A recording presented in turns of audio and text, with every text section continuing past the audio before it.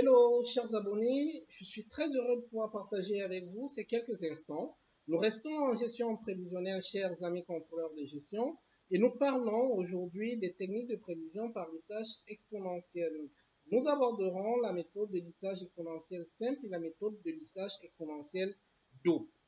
Notez d'entrée de jeu que, à la différence des techniques d'ajustement linéaire vues dans les précédentes vidéos, qui, elles, accordent la même valeur pondérale à l'ensemble des données d'une série chronologique, les techniques de lissage exponentiel, quant à elles, accordent un poids plus important aux données les plus récentes. Et notez que ce poids décroît exponentiellement à mesure que le temps passe. Et voilà le principe sur lequel reposent ces techniques de prévision par lissage exponentiel.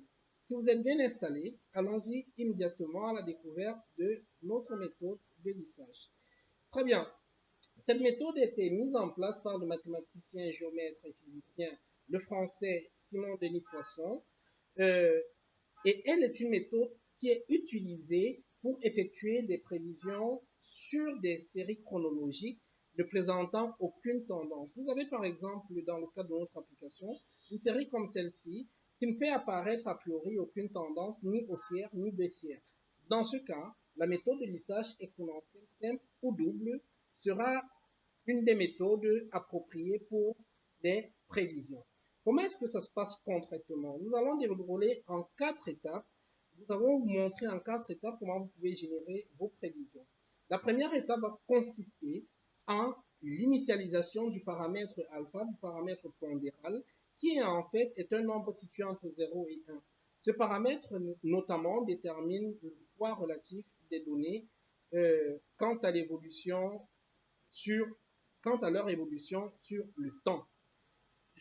Disons que dans le cadre de notre exercice, nous allons décider de générer 9 séries prévisionnelles pour 9 valeurs pondérales et nous allons retenir comme série de notre prévision celle qui minimisera les écarts, la somme des écarts prévisionnels. Donc, pour le faire, je vais simplement initialiser ici en partant de 0,1, d'accord? Et je vais aller ainsi jusqu'à 0,9. Ça me fera exactement 9 séries prévisionnelles.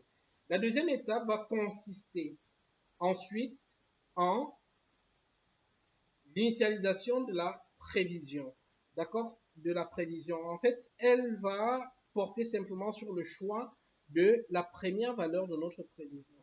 Dites-vous bien que le choix de cette valeur est totalement aléatoire. Généralement, il est conseillé de prendre la première valeur réelle, mais d'autres personnes vous conseilleront de prendre par exemple la moyenne des 3 premières valeurs réalisées. Dans notre cas, nous allons prendre la première valeur réelle. D'accord?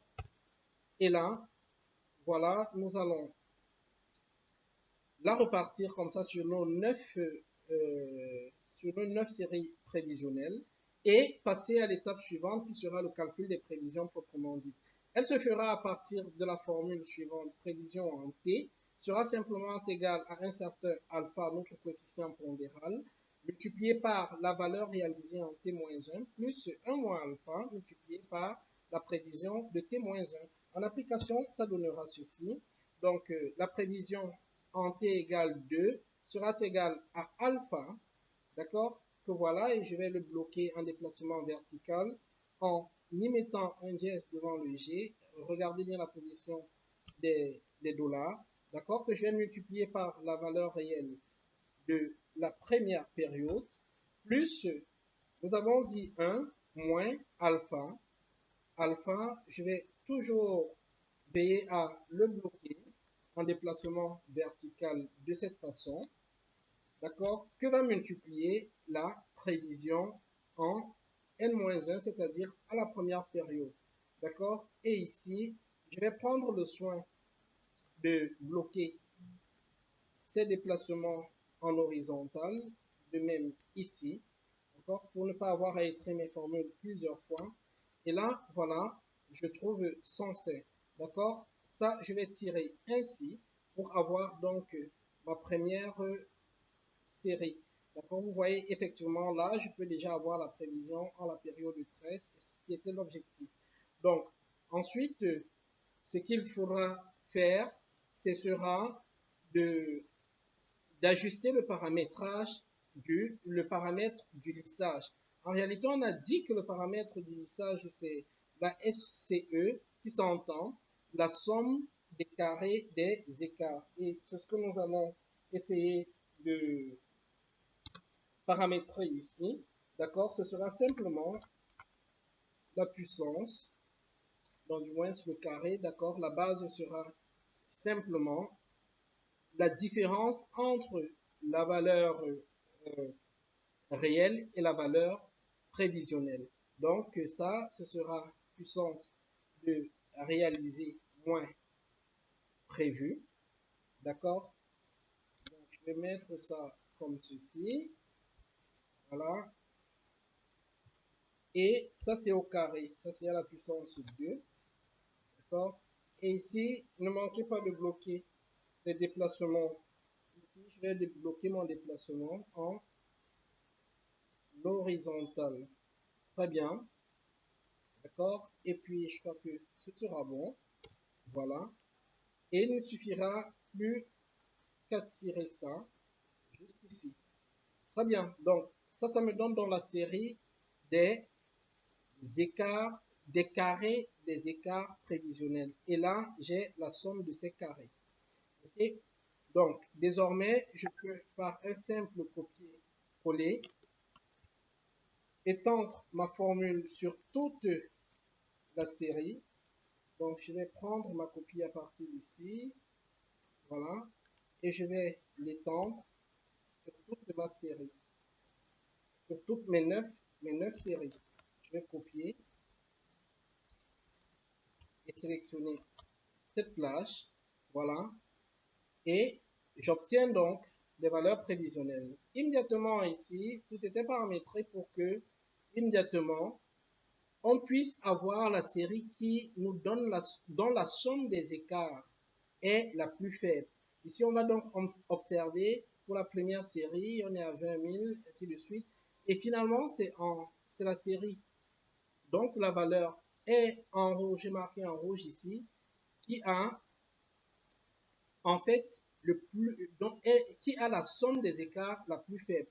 Et c'est donc cette série que nous allons retenir comme étant la meilleure série prévisionnelle. Ici, c'est pour un coefficient pondéral de 4. D'accord? Donc, cette technique, en réalité, elle sera affinée au fil du temps. D'accord? Elle sera affinée au fil du temps, comme ceci. Très bien. Donc, on peut donc retenir que notre meilleure série prévisionnelle sera celle-ci. Et pour cette série, on aura donc une valeur prévisionnelle en période de 13 qui sera égale à 127. Donc, voilà ce que nous avions à partager avec vous concernant cette nouvelle méthode de prévision, celle des lissages exponentiels simples. Dans la prochaine vidéo, nous parlerons des lissages exponentiels doubles. Si ça vous a été utile, ne manquez pas de nous laisser un pouce bleu, de nous laisser vos questions en commentaire et dans l'intervalle de prendre soin de vous. Au revoir et à très bientôt.